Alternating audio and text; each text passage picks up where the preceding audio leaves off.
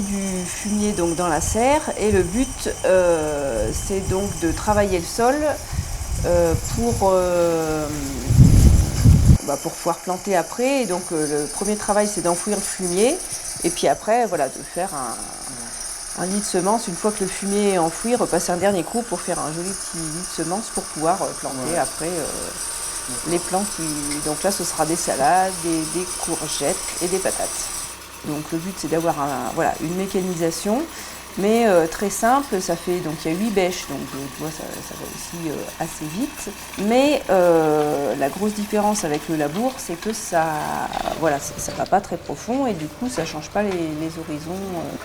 Là ça bourre un peu, tu vois, donc du coup hop, on lève un peu la machine et puis après au fur et à mesure des passages, du coup ça va être enfoui dans la terre. Et après donc ça prend la terre et après donc ça la balance contre le capot et du coup ça t'éclate ta motte de terre pour faire des petites mottes très fines. Tu vois, on voit bien les mottes qui s'explosent contre le capot.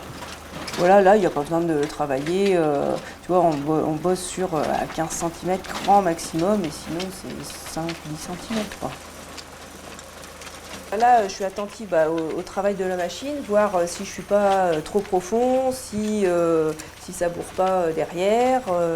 Après, là, si je faisais trop profond, tu as vu, ça bourrait et du coup, après, ça te fait un gros tas. En fait, la machine, elle n'arrive pas, entre guillemets, à avaler le fumier. Donc là, pour vraiment l'enfouir, il faut y aller doucement et petit à petit pour que voilà, parce que sinon, après, ça te fait un gros tas et c'est pas possible de repasser la machine dedans, quoi. Le truc, c'est que là, la serre, elle n'a pas du tout été travaillée de l'hiver.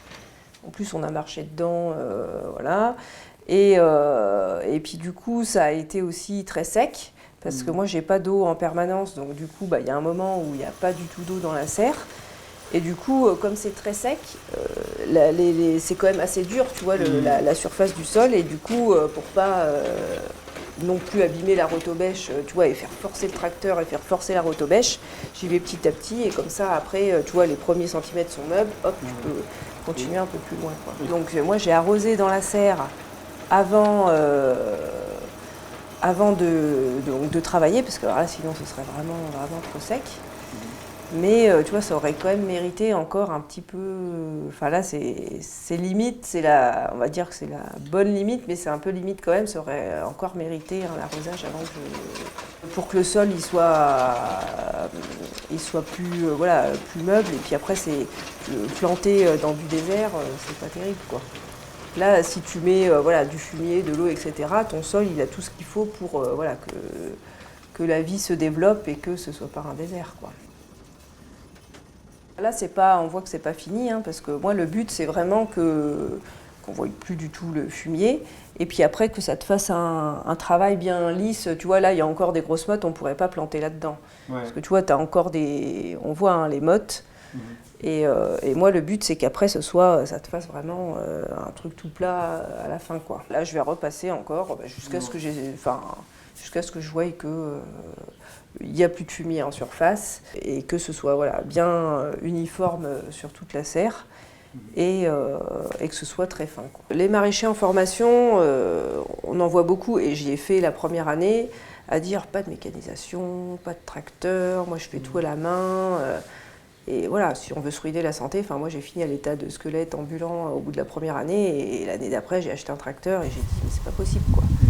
On fait beaucoup de choses déjà à la main et le travail du sol, c'est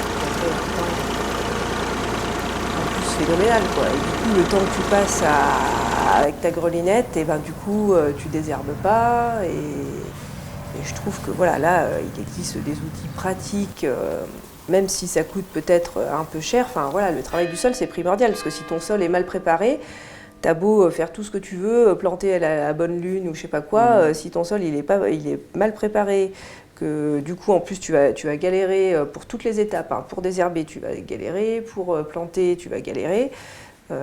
Si ton sol il est, pour moi c'est la base, quoi.